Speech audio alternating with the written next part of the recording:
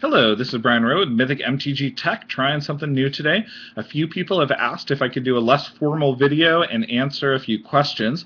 I'm going to try doing these for a few weeks, see how people like them. The first question that I've been asked several times is, when did you get into Magic? I started playing in 1994. I was working for a little card store under the table called Hobbies Plus, and I was a big gamer geek at the time. So I headed into another store called Gamers Guild, where I took pretty much all of the money that I made from Hobbies Plus, which was sports cards and comics, and reinvested it into role-playing games. And when I came in this particular day, there was a box of Arabian Nights and a box of Unlimited on the counter. I picked up 2 starter decks of Unlimited and a booster pack of Arabians, and I took those home, opened them up, read through the game, thought it looked really interesting. I had been around sports cards a lot and did kind of like opening packs, even though I wasn't a big sports fan, and I loved the complexity of the game. The Gamers Guild started with 2 days a week, people just kind of hanging out and playing Magic casually, these little 40-card decks, and I started hanging out there in my extra time playing, and I loved it.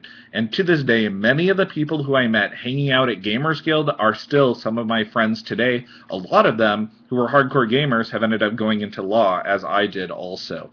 I worked at 4 different stores selling Magic the Gathering in the Portland area before the last of those was finally bought out by Wizards of the Coast. I worked for Hobbies Plus, and then I moved on and worked for Gamers Guild, which Gamers Guild was paying me above the table. Greatly appreciated that, and let me run their Magic at their second location.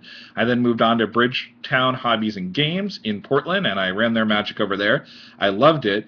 And then I moved on to a retail store that had very little Magic, but let me set up tournaments, and I eventually became the store manager at that store. And that store was wonderful, but it was bought out by Wizards of the Coast, which I appreciated. My benefits got significantly better, but it meant that I couldn't play in competitive Magic anymore.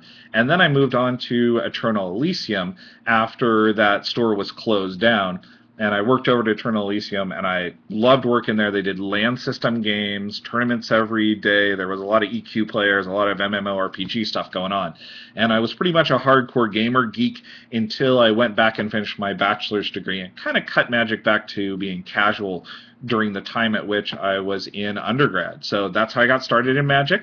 Please let me know if you like this kind of informal, less edited video. Don't worry, I'm still keeping the highly edited formal videos, and we'll be doing a few of those a week.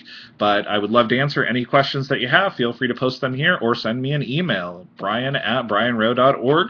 Thanks. Hey, trying to make a video up here. Back to sleep. Perfect. So tough.